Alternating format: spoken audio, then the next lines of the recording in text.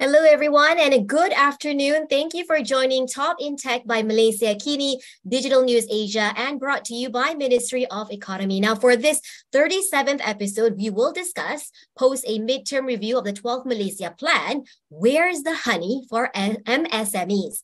And as we are aware, MSMEs have always been the backbone of the Malaysian economy, accounting for about 97% of total businesses in the country.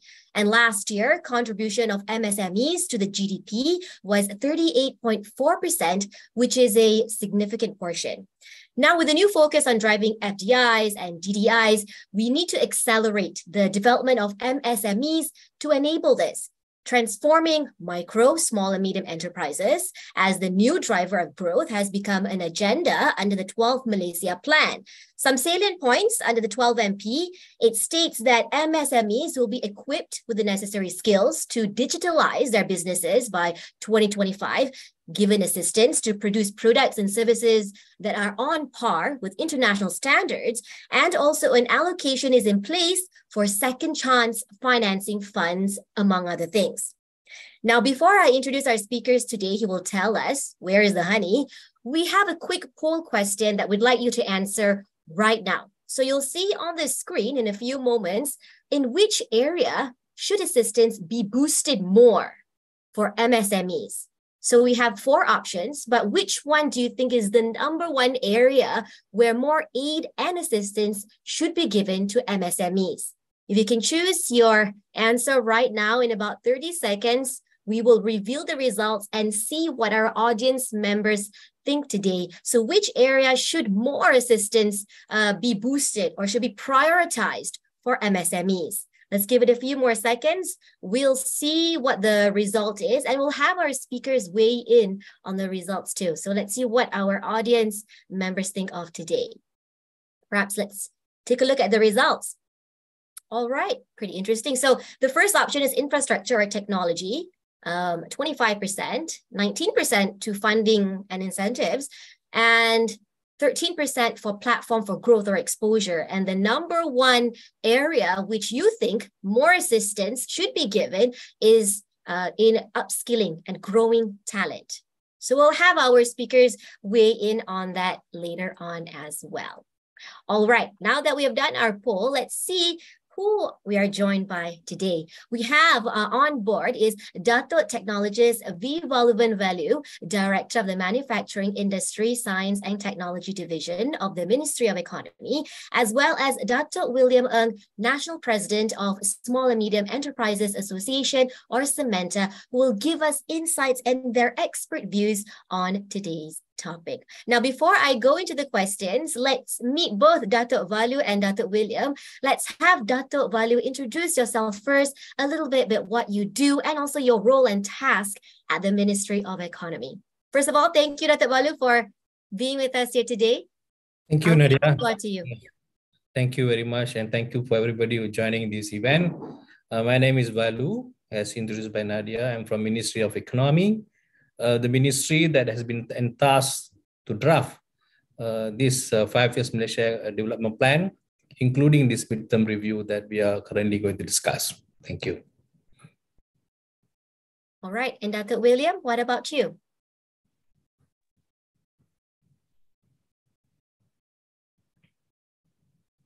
Hi, Nadia. Thanks. Hi, Dato.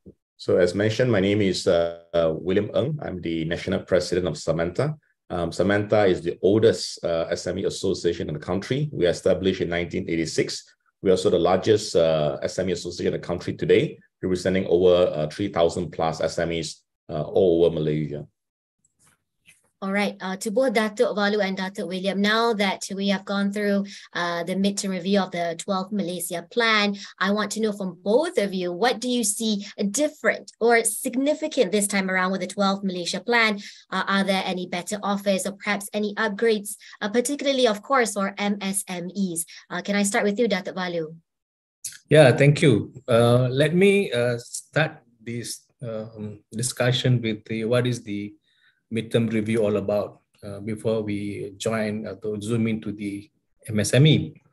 So midterm review is actually a review of the 5 years plan by our Prime Minister on the 12th Malaysia plan. So this is what we have taken a step to review for 2 years of implementation, what we have done.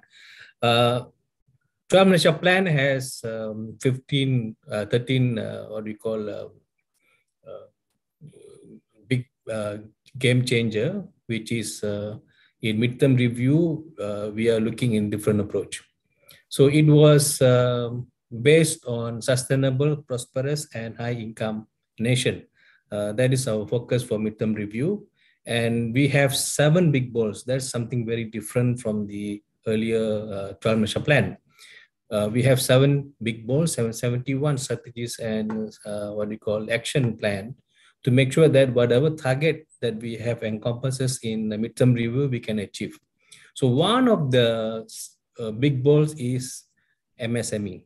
As you have said correctly just now, MSME is the backbone of our economy. So we can't just let go of MSME struggling by themselves, which every plan, if you talk about 9 Malaysia plan or 10 Malaysia plan or 11 Malaysia plan, 12 Malaysia plan, everything we are talking about MSMEs. But we have to see what is the different challenges that the MSMEs are facing with these current geopolitical issues and the ESG and then corporate, what we call things coming in. So we have to make sure that our SMEs are ready for the to play a bigger role in our midterm review to make sure that Malaysia can be a par with other MSMEs. So this is what we are thinking in what we call midterm review, that which I think we can achieve it with the whole nation approach that we are talking about SAMENTA or other association, and I think we can achieve whatever plan that we're thinking. Basically, we want to make sure that our SMEs can have a good competence to make sure that in the supply chain they are what we call competent enough to supply whatever that we supplying to the international market. As you notice, recently when COVID time, Malaysia was in the big big news because we are the major supply chain for the E&E industries. When we close our factories and all that, it disrupt the supply chain. So it shows Malaysia plays an important role, but we can't talk about MSME only playing the role in the E&E but only supplying. But we must make sure that we can leapfrog to the more major role that we want to play. So I think there are a lot of things new in the midterm review, but we will go through it when we discuss more. Thanks. All right. Now, Dr. William, before you give your take, I know that you have a whole question too. We would like to know the demographics who are in the audience today. After all, we are discussing about MSMEs. Maybe we can take a look who they comprise of.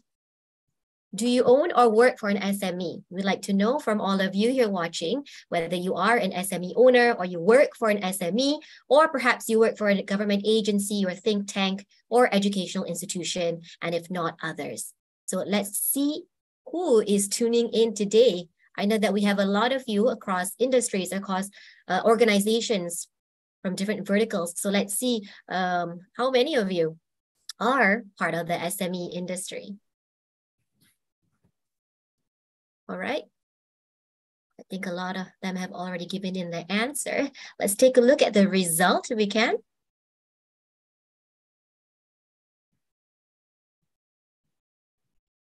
All right, there we go.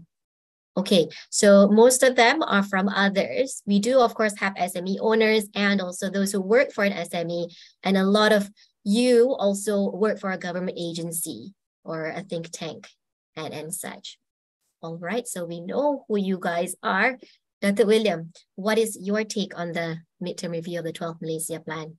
Yeah, thanks, Nadia. And thanks to Dato Veloo for quickly summarizing the midterm review for all of us.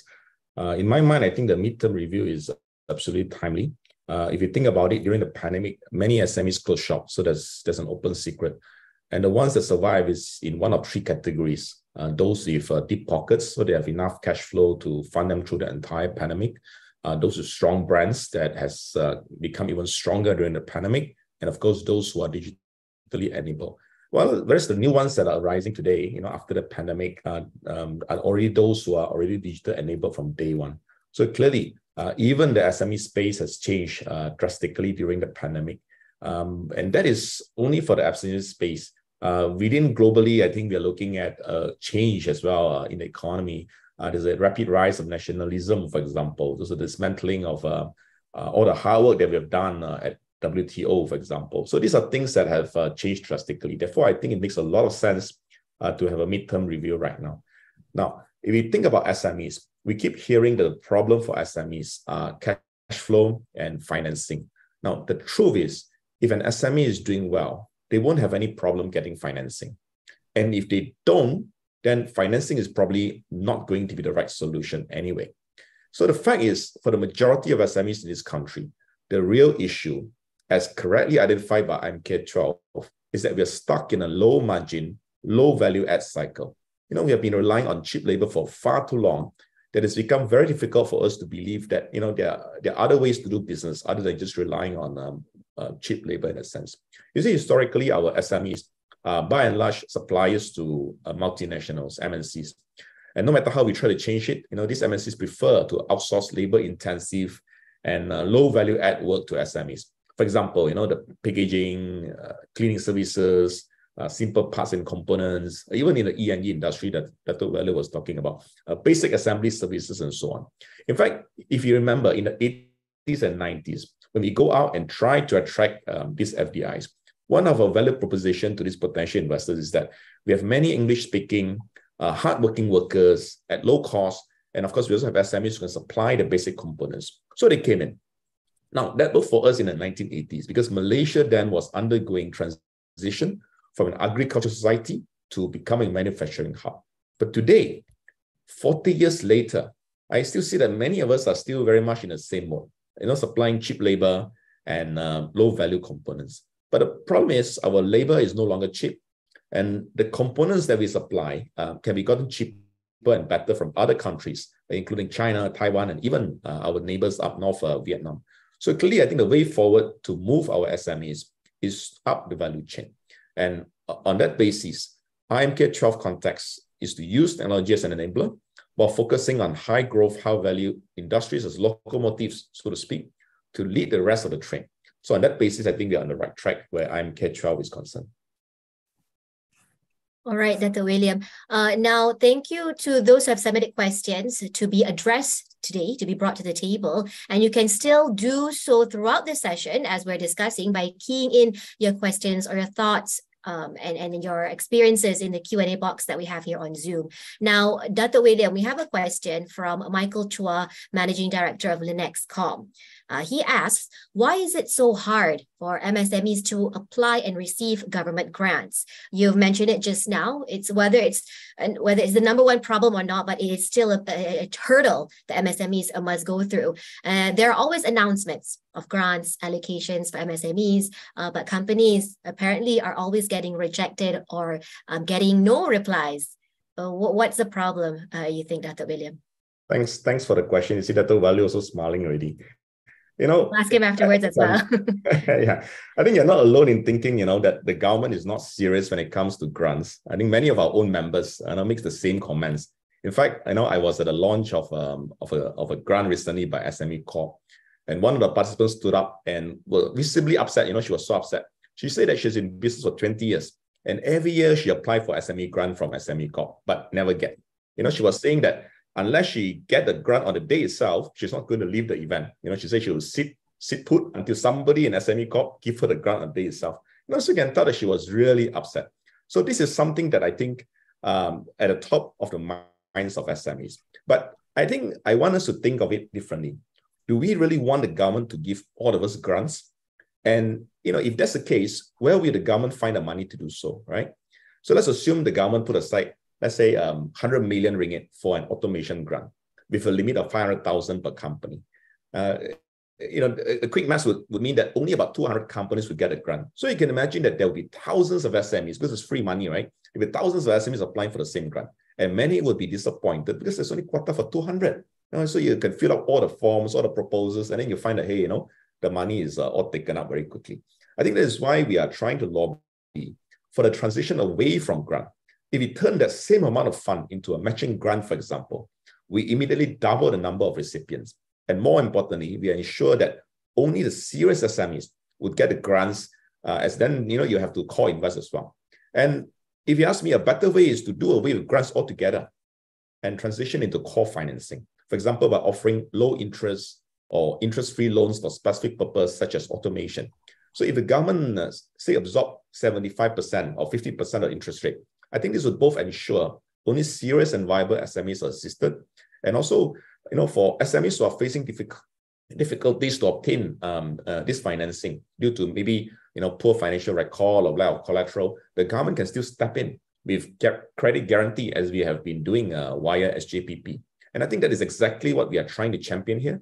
And I think the government is already prepared to transition into away from the grant regime into one to assist on the basis of needs. So besides ensuring that as many SMEs as possible, get as much help as possible, we also want to make sure that we are building more resilient, more independent SMEs. I've seen so many SMEs, who did very well in Malaysia, but the moment they go to neighboring markets, say Singapore or Indonesia or even Thailand, they fail badly. The same business model, but they fail in other countries. I think that is why I think it is important that we are not against the grant per se, but against the idea of wholesale outright grants given to SMEs.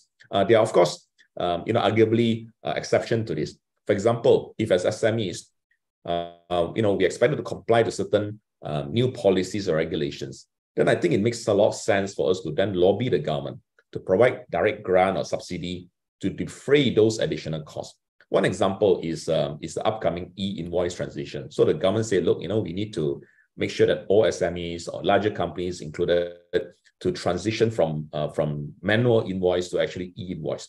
So if that is going to cost the SMEs substantial amount of money, then I think it makes a lot of sense for us to then ask the government, can you provide a small grant to cover those additional costs? I think another example would be, of course, GST, for example. I think even during the pandemic, if all of us can remember, when the SMEs are expected to keep as many staff employed as possible, the government came in with the wages subsidy. So I think these are two kinds of grants and subsidies that the government should give, and the only ones are not generally just give out grants to everybody. The other is, when the government is trying to direct existing and maybe new SMEs, to certain direction. For example, in terms of ESG compliance, in digitalizing our operations, or to focus on certain subsector or market, then I think it makes sense to provide some subsidy, or carrot, so to speak, for these SMEs to break out of the comfort zone and to change and transition. But other than that, I strongly believe that if we continue this grant regime, we continue to have this problem of SMEs saying that, look, there are a lot of grants being announced, but we don't get it, simply because there's just not enough grant for everybody, and it shouldn't be to begin with. The same amount of money should be used more wisely through matching grant, through subsidies of interest rates and so on, so that we make sure that only the serious SMEs get the help that they need. Dato, yeah, do you agree? On the other hand, as well, some MSMEs accessibility to these grants or funding may not be easy or there for these MSMEs. And another thing is, I think we have a lot of agencies, a lot of parties giving out these funds and grants, all kinds, a variety of funds by different agencies. And maybe because it's not streamlined, for example, these MSMEs find it hard to access or to be even aware of the available incentives that there are. So Dato Valluvan, your thoughts on this? Yeah, thank you. Very interesting question, but we must remember, I'm just putting it in this way, government grants, it's not like ATM machine that you put your card, you can get the grants. No, it's not like that, because we are dealing with people's money and they have a specific intention why we give the grants or loans, soft loans and all that. I feel one thing that's always in my mind when we are meeting or engaging with the MSMEs, why they are still complaining there's no fund, not enough fund, or it's very difficult to get the fund. The Ministry of Economy is one of the ministry which providing grants or soft loans or whatever means to the agencies or the ministries to dish out to the MSMEs. So let's say that yearly budget that the government is giving through Ministry of Economy, we talk about any ministries that we are giving, all development budget comes from Ministry of Economy. When Ministry of Economy, let's say 1 year we give 45 billion. 45 billion, where end of, let's say end of last year, we see the 45 billion, let's say 40 billion have finished. And yet, on one hand, MSMEs are complaining they're not getting the fund. What Dr. William has said, there's a point. Not all SMEs can get the fund because there is a criteria given to it. Malaysia, that's the reason why we have the long 5 years plan, where the industry can look into the plan and then see what are the niche area or high growth, high value. Now we are saying about the midterm review, what kind of industries that government is looking into. We cannot put our money in all the industries. We have to put our money, people's money, where we want that chain or supply chain or activity can catalyze more growth, more SMEs that we want to do it. So that's one part. The second part, what type of grant that MSMEs are looking into? Because when we talk about grant, we have automation grant. Maybe there's less grant, but we have R&D grants. We have innovation grants. We have export support grants. So there are then digitalization grants. So we have so many grants available, and there are about more than 100 agencies that 100 available financial assistance been given to the MSMEs. Through this midterm review, through the Big Bold initiative, we have specifically want to address this financial problem. We want to promote alternative financing. Dr. William has said about it. We want to promote that to make sure that governments with the limited resources that we have, so we want to make sure that as many possible SMEs to get the funding from the government through grants or loans, but we are looking at to subsidize these grants. But this all will take some time for us to look into it and then do more engagement with the relevant authorities to make sure that it can really give the return of investment that we are, or return of value that we are looking into it. Third point that I would like to look into that maybe there is a communication failure that we are looking at, that we need to communicate more and engage more with the MSMEs to make sure that we are thinking that some MSMEs can get whatever they want, or they know what's happening in the government and all that, they are following through. But look at the structure of our MSMEs in this country. About 80% of them are in micro. When you talk about micro, 80%, and about 65% of them are more conventional or family-based. And even micro, just mind you that in Malaysia definition, even a food truck considered as micro SMEs. And we talk about someone in somewhere in Jitra or somewhere, he might not know how to access the finance that government is giving somewhere in thing. So that's why last 2 years back, we have asked the relevant ministry to come out at least a single portal to make sure that all the MSMEs or industries or entrepreneurs who want to access to finance, they can go to this portal and see what are the financial availability that government is giving and assist them to get the finance. Because the reason why Ministry of Economy giving the fund is to make sure the fund is really reach the industry or the SMEs. We don't want ministry to come back to us and return the money, oh, we saved this much of money. That is not our intention. We want that money to be given to the industries and make sure the industry use it and multiply whatever they want to do. Use these grants to make sure that they can bring more DDI here. This is what the intention all about, but we take note about the hurdles and all that. If let's say there's hurdles, then we have more engagement with the industry players or the associations. Dr. William is a SAMENTA here. We want to make sure that where we can cut the bureaucratic scene, we will look into it, make sure that the MSMEs, we have to facilitate them. That's one thing that government, that's why in the midterm review, even though in RMK 12 or 12th Malaysia plan, we have specific chapter for MSMEs, which doesn't have in many 5 years plan. So I think looking at the structure of MSMEs and also the grants that we are giving to the industry, to the ministries, we have to make sure that it reduce or cut the bureaucratic process, but on the same time we have to see the money goes to the industry or companies or SMEs that really can double up or multiply the impact to the economy.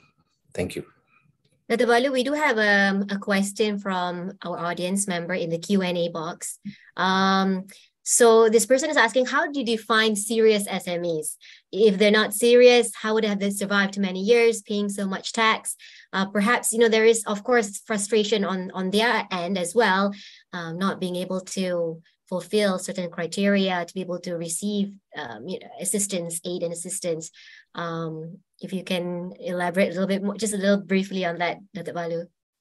Yeah, if that's the SMEs or companies already asking so much they tried very much, put a lot of effort for their companies, that means they're serious. So we ought to help these serious companies. But what I'm trying to say is seriousness is one thing, but government money, we have to see where we put the money. What are the industries or area or sectors that we are proposing in? Let's say now for past 2 years we are talking about digitalization, so we have spent billions of money for digitalization. So all the companies that we intend to, we want them to migrate to more digitalized companies. So we will facilitate that. So I think it's not serious is more on entrepreneurship, but I think when the companies are in that supply chain and they want to growth, then definitely the grant is available or soft loans available. I just want to highlight one more thing, that past 2 years we have soft loan from the government. We are only giving 2%, I think 2% interest to the micro SMEs and 4% for small and medium enterprises, which is just never happened before. Government have come to that extent that the SMEs needs some money. And then there is a grants available, which will be introduced, which already been introduced, and be more grants given to give the seriousness of the SMEs. Just now they say, our fellow friend asking about serious, these serious companies can come. And I say they need some fund. Then we have second chance program that specifically for companies, entrepreneurs who are very difficult. They are very innovative and they want to do a lot of things, but because of the past experiences, they have some problem with the getting soft loans from the banks and all that. Government have allocated some fund for them to tap to this fund to make sure that they can given some funding to develop their companies or whatever product they want to do on entrepreneurship. All right. Now, digitalization is one thing. There's also the ESG agenda, or environmental, social, and governance, and sustainability. It's now the talk of the town. It's the buzzword. And more companies are jumping on the bandwagon on this ESG journey. But there are also questions around the implementation of ESG standards by MSMEs, including maybe their level of literacy in the area, whether they're even ready for this, whether this could be a very costly venture for them in their businesses. So Dato' Vallu, how can governments better support MSMEs in leveraging on ESG for the businesses? This question actually comes from Muhammad Khairul Rafi, Senior Research Officer from INSEP. Yeah, thank you, Muhammad Khairul. We can't run away from ESG now. Midterm review specifically address this issue. How we want to pivot the companies, SMEs to go for international, because one of the main agenda is to make sure that we can scale up and accelerate the export of our MSMEs. In order for us to export, ESG is the ticket. Just put it in that way. ESG is a ticket for MSMEs to be a product or whatever services that we want to export. Big corporate companies, conglomerate now forcing their suppliers to make sure that they adhere to the ESG standards. So ESG means environment, social, and governance, that they are looking into it. Even though some MSMEs will be saying that they're not aware of ESG, but day routine, I think some of them are doing at least part of ESG that they want to do. But companies are looking at more on the ESG, adhere to the ESG protocols. Let's talk about renewable energies. That's why Ministry of Economy and through government have launched this National Energy Transition Roadmap to make sure that our SMEs can jump into this bandwagon to make sure that they can be adopted on the more on ESG, clean energy and all that. And also what we have to do is we cannot take ESG and we say all MSMEs, 1,000.3 million SMEs, okay, now use this ESG. We have to make sure that what are the level of SMEs that can use whatever criteria that in ESG. So MITI is coming out with the criteria to make sure that different level of micro businesses, small and medium businesses, they can adopt to this ESG. Awareness is important. We have to go all out to make sure that they are in awareness. Some big companies in the supply chain, they know, they feel the heat, but we have to make sure that our SMEs, we are in the supply chain to make sure that they understand about ESG and they at least minimum adhere to the requirement by the ESG. And ESG is also important because we have our biggest agenda. We want to be net zero by 2050 carbon. That is one thing we have to do, the whole of the nation approach. If MSMEs didn't take up this challenge, it's difficult. But looking at the questions now, I think MSMEs companies are more prudent to the ESG, and we are, as I said, we already have one part is criteria that we want to make sure that which companies or which sectors can implement this criteria, adopt to this criteria, not only environment, but people are talking about ESG is environment, not only environment, they need to talk about the social part, the salary, the workers and everything, and also the governance side. OPM always talk about the tata kelola and all that. So these things must be inside there. And also the funding that we want to give. Now we have an engagement with an association. They are talking about the measurement for the carbon released by the automation of machines that want to measure that also is quite expensive. So we are looking at how to support these MSMEs. The fundings that we are going to give specifically on adopting ESG. And take note about the hurdle for MSMEs to get the funding. So I will incorporate that to make sure that, but the problem is not Minister of Economy giving the funding to the MSMEs, where we have to go through the relevant ministries. And of course, that we can have engagement with them to make sure that they can reduce the whatever procedures, because ESG is the ticket. If we never take that ticket, then we will be losing. Right. And still on ESG, I want to ask Dato William, how do you feel about MSMEs' openness to achieving or to adhering, complying with ESG standards? From your observation, from your work with MSMEs, how do they feel about ESG? Yeah, I think there are many surveys that's been done, both by SAMENTA as well as by the various government agencies. And I think it's very clear across the board, there are three main issues. One, of course, is awareness. Not everybody is fully aware the importance of ESG. And secondly, for those who are aware, then there's the issue of cost. How do you hire the consultants? If you find that your factory is emitting too much carbon, how do you transition into more efficient machinery? And all this is going to cost money. And thirdly, of course, there's the issue of priorities. Right now, a lot of SMEs are still on a survival mode, trying to survive, trying to grow the business. So the last thing in mind is that, okay, where do we find time and the money and the people to actually get into the ESG compliance goal? So these are the three common issues across all the surveys that I've seen done by various parties. So there are many ways to actually address that. One, of course, is the iESG program that MITI has recently launched. But we must bear in mind that the iESG is essentially just mainly for manufacturers. And the requirement of ESG generally differs from company to company. For example, if you are the training provider, where is the source of your carbon emission? Primarily, it could be the venue that you're hiring. And if you're hiring a 5-star hotel, The 5-star hotel can tell you, okay, every pax that you hold in my hotel, this is the carbon footprint.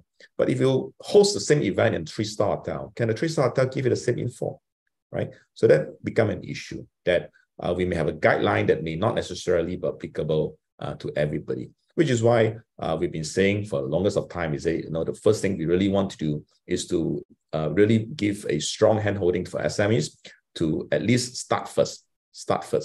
And that is exactly what YBhg team is, to just begin the transition rather than to comply fully. I think that is the right approach. Many SMEs already have elements of ESG in their practice. We just don't know it. For example, you may be hiring OKU, for example, under the S of the ESG, or you could be paying your staff above the minimum wages. Right now it's 1,005, so you could be paying 2,000, 2,005, and so on. Or you could be hiring more female than males, for example. So again, these are things that many SMEs are already doing. It's just that we are not documenting it. We do not know how to. We don't even know that's necessary. So I think moving forward, a lot of awareness needs to be done. Dr. William, you're also the chairman of the Retail and Food and Beverage Productivity Nexus. How can SMEs in this sector particularly benefit from the 12th Malaysia plan? Thanks for asking that question. I think here's a bit of statistics if I recall them. 98.5% of all businesses in Malaysia are SMEs. Now, of that 98.5%, 90% are in the services sector. Not manufacturers, but services sector. And out of the 90%, half is from the F&B and retail industry. So in short, about 40% of all the businesses in Malaysia are small SMEs in the retail and F&B sector. And these are your, the Macik Kia and your Pacik Saleh, the burger sellers on the roadside, the night market stalls, the food truck that Dato was talking about, and so on. So the biggest number of SMEs in this country, or MSMEs, are not in a very sexy E&E sector that we keep talking about, but in a low margin, low value add retail and F&B sector. So when the minister, appointed me as the chairman of the Retail and F&B Productivity Nexus, I really don't know whether it's a punishment or he has high hopes that we can transform the industry. So I hope it's the later. To illustrate further the importance of this sector, 1 out of 6 Malaysians are employed in this sector. There's 3 million Malaysians. But it generate, if I remember correctly, a mere 8% of our total GDP. So we cannot be talking about lifting our SMEs up the value chain or helping Malaysians earn more, higher wages and so on, without addressing this very important sector to begin with. So we're doing what we can to help these small retailers, these roadside food vendors and so on, to be more independent, to get on board the digital economy, to come up with better packaging, and of course, ultimately to be more productive so they can do better, earn more, and so on. So, you can understand why I was quite upset, when PayNet, for example, decided to charge a fee for Do It Now QR. Because one of the key initiatives you're pushing is for us to migrate all the retailers in the country into the cashless ecosystem.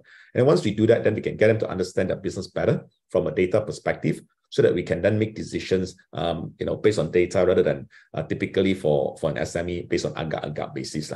But I think at the core of it is really the change of the mindset, from the, what we call kais pagi, makan pagi sort of mindset to how do we make our operations more efficient?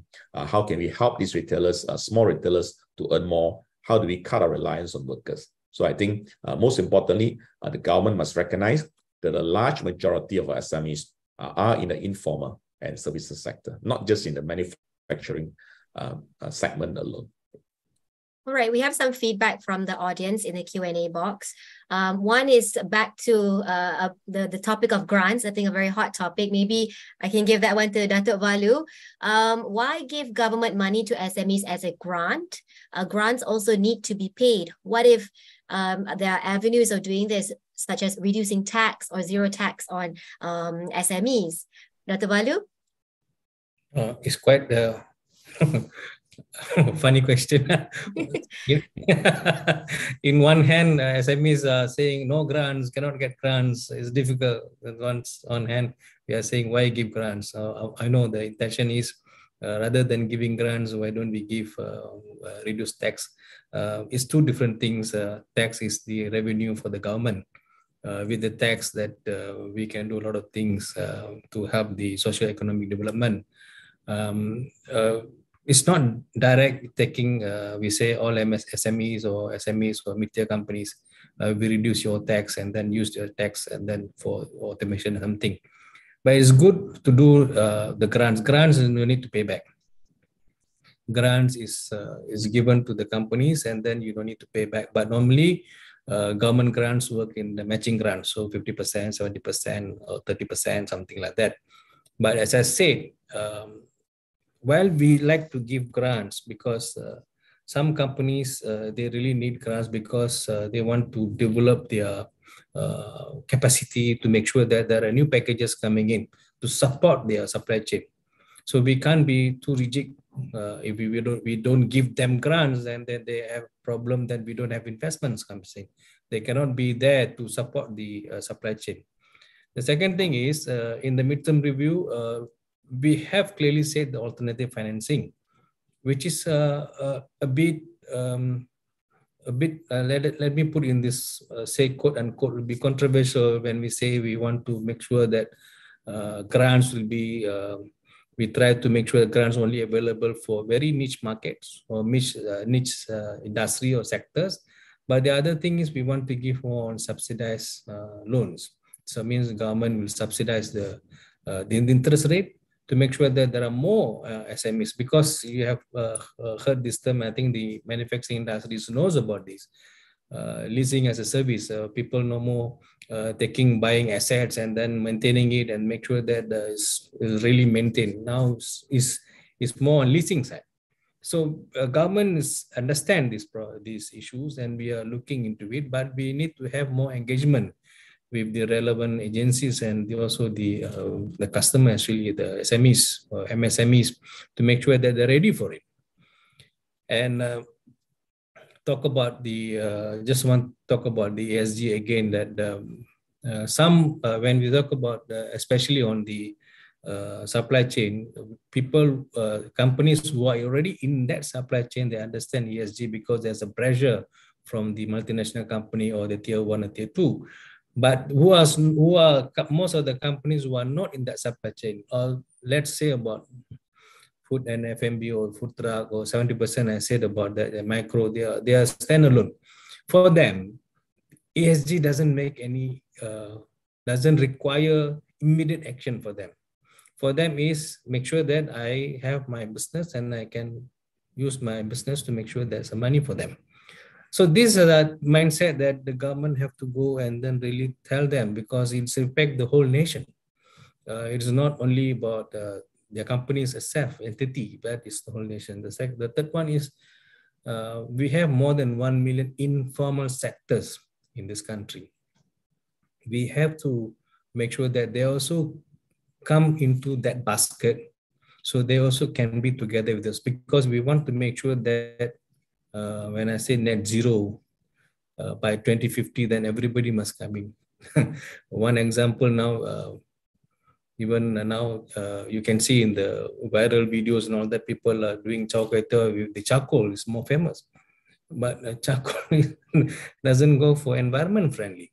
But it's just a small example I'm trying to say, but we have to be a whole nation and make sure that the MSMEs as government want to help them, and they also have to help whatever the government's, what we call the big policy that we are coming in, to make sure that our country can be the preferred, what do you call, location, investment destination. For investment destination. Yeah. I think that Vallu, you've also addressed a little bit about a little bit on Subramaniam's Krishnamurthy's comment here as well on ESG audit being carried out even on MSMEs. Thus, MSMEs who are at the bottom of the supply chain are indirectly subjected to social audits, for example. Thus, I think this alludes to what Dato William said earlier on. ESG awareness needs to expand to all industry players, as they may be supplying upstream to the ESG practicing international companies or MNCs. Also, Dato Vallu, you mentioned that. If Dato William, do you want to add on a little bit to that? Yeah, I think Dato Vallu's bringing a very interesting perspective, right? all those larger boys who are servicing the MNCs. For example, let's say you are servicing at Nestle. Nestle will give you a long list of checklists of what you need to comply. So you don't even need a standard or the guideline, because Nestle will tell you, look, these are the things that you need to comply. You just have to go through it. Otherwise, you're no longer our supplier. But for the smaller SMEs, the informal ones, how do we get them on board? I mean, I agree that the world say, right? We do have to get them on board. Otherwise, we never achieve our net zero mission. But how do we do that? I think it really had to be a tiered approach. At the same time, one of the things we can do is really to help SMEs to see the opportunity that lies ahead if you have to comply with ESG, right? I think that's one. So it cannot be just stick. It must also be some carrot in the end. So one of the things that we thought of, is perhaps, if we can come with some kind of a national mark, to help those SMEs who are already complying with ESG to stand out against or among the rest of the industry, so that if they adopt ESG early, we get a mark and say, look, you carry this logo in your collateral, so that hopefully more consumers will choose you over those who are not complying yet. I think these are things that we can do bit by bit to ensure that more and more smaller SMEs can come on board voluntarily. Right. Dato Vallu, the government has expressed a desire to focus on new development areas in untapped segments in the country, like green tech, renewable energy, solar, and so forth. Do you think there is room and access for our MSMEs to venture into these new areas? Please venture. That is what the reason why we introduced these 5 sectors. We call it high growth, high value industries, because we have to find a new catalyst form of growth. So we look at the renewable energy is one of that. I think we have tremendous opportunities in that, because that will be, just now we talk about ESG. This renewable energy is one tools for us to achieve that. The second one is on the rare earth that we have. Malaysia is very rich in rare earth, which rare earth is now very important for electric vehicle, magnet and everything, battery. These rare earth ingredients is very important. Lately, I read China is going to stop the export of, they import rare earth from us, and then they're doing it, and then they want to export to other manufacturing companies. They want to stop it. So it's all come to the conclusion that we need to have our own agenda on the industries that we want to do. So that's why we have rare earth, and we have digital and technology, high growth, high value industry we're looking at. So MSMEs must take these opportunities to venture into this, and government through this midterm review clearly stating that we are ready to help MSMEs. But it's not like you just put up your hand saying that I'm ready and I want to join. No, we have to really prepare ourselves for people who are already inside the industries they want to go. Like E&E is another high growth, high value that we're looking at. Dr. William, you mentioned about our low-end activities that are going on in the E&E. We want to make sure that our E&E also go more focused on wafer fabrication. We want them for IC design. We want to more on high-tech packaging. We are pushing towards that also. So MSMEs must take these opportunities. That's why government introduced plan. So government introduced plan so that we all can go to that plan. So SMEs must take these opportunities, join this whatever plan that we are doing it, and through association like SAMENTA or SME association, whatever association, come forward, we discuss, and then we help because there are relevant ministries available to make sure that these things can push our SMEs to go, so that we can achieve the whatever GDP or whatever KPI that we have put it in to make sure that our sustainable, prosperous, and high income nation we can achieve. I think at the same time, there should be initiatives as well to encourage these MSMEs to venture into areas, especially new development areas where we don't know what the outlook can be. Dato William, I want to address the poll question that we had, the first poll question, where the audience seems to be coming to a consensus where talent or the area of upskilling talent is a big challenge, and more assistance needs to be given in that area. So talent is definitely a key driver for MSMEs to thrive. That's what moves the company. But how do we get more SMEs to hire among the B40s, women from rural areas? Especially now with the push for digitalization, you need to have talent who is tech savvy, who is equipped with the right skill sets. But how do you get, individuals or talent like this among different segments in the population? That could be a challenge. So Dr. William, what about talent? What do you see MSMEs, are they hesitant to hire individuals from certain categories of the population? Yeah, you're right. If you ask 10 SMEs, all 10 SMEs will tell you the number one problem is people, not money, but getting the right people, maintaining them, and you don't have to bring them in and have to train them from scratch and so on. And there's really no quick answer to that. If you look at it slightly longer term, it's essentially just to try and reduce the headcount by automating and digitalization. I think that is the simplistic answer. As to your point on B40 and so on, I think the government right now is putting a lot of focus on rural entrepreneurs or usahawan desa lah. One of the key pillar of KUSKOP, for example, is really to grow more rural entrepreneurs by giving them grant via Tekun and also training via InScan and so on. So that the idea is that if you have a larger pool of rural entrepreneurs, then naturally you're also creating more jobs within the rural area at the same time. Similarly, we're also seeing a number of initiatives to get women to return to work.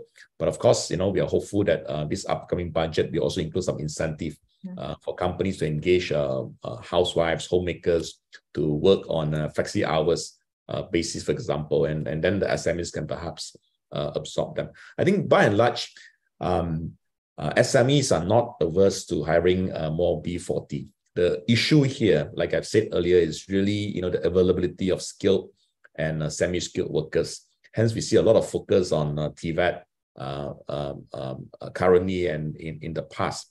But even with that, we continue to have challenges. You see, even if we can push 500,000, 1 million people through the TVET system, it doesn't mean that they automatically want to work for an SME. So we may solve the issue of unemployment, we may solve part of the issue of the industry requirement for talent, but it still does not solve the issue of how do SMEs get this skilled and semi-skilled worker. For example, let's say you got a chargeman qualification, an SME can probably pay you, let's say 3,000 ringgit. But an SME can easily pay you 4,000 ringgit because of the higher margin. So what we're trying to do is that perhaps there can be some kind of intervention by the government or perhaps by associations like SAMENTA, where some of this can be co-sponsored. The government come in and co-sponsor, the TVET space for the B40. The SME can pay half, the government can pay half. And when this graduate, they can be bonded, for example, for 2 years with SME. I think this would be a catalyst to getting the SMEs, the skilled workers that we need, while at the same time the B40 can get a shot at social mobility in line with the social inclusion goal of Economy Madani and IMK12. But in short, there's actually no short answer to how to resolve the talent crunch and the talent issue for SMEs. I think the way forward really is just to automate, digitalize, and cut reliance on workers altogether. Okay, right. And I think we have time for one more question to conclude today's discussion. This one comes from Jason Soon, ICT Director of Sandmark Technologies. I want to pose this question to both Dato Vallu and also Dato William.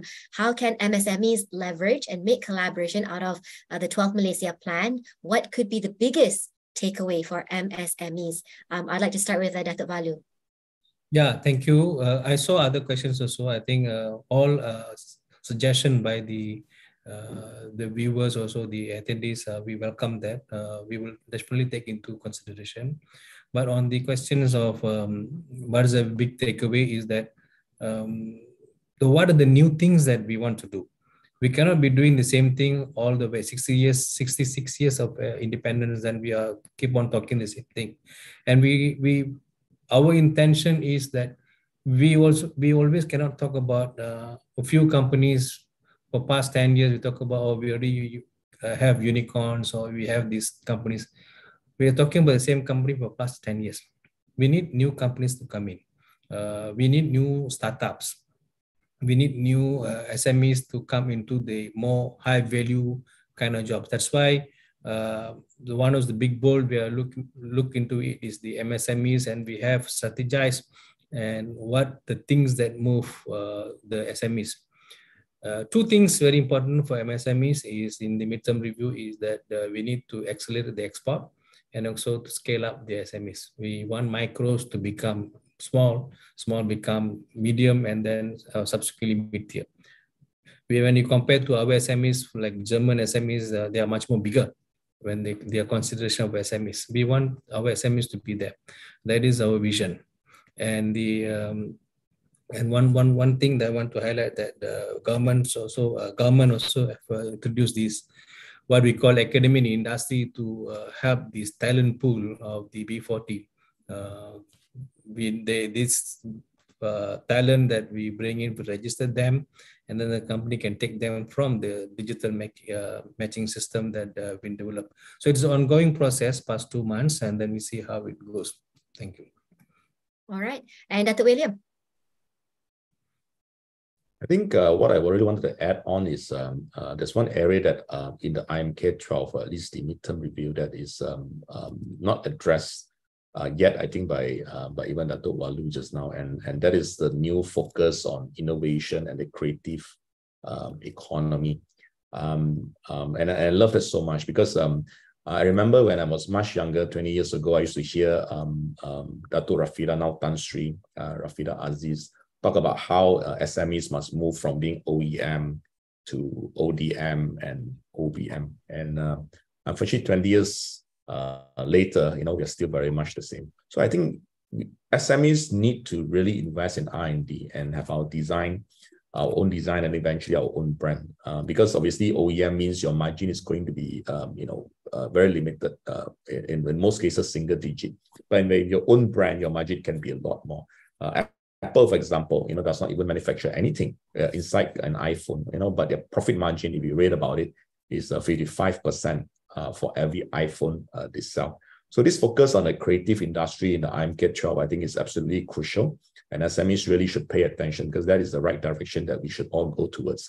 We don't just change the mindset, not just for the SMEs, but for the whole society, that, being creative and utilizing our creativity and innovation is a major game changer.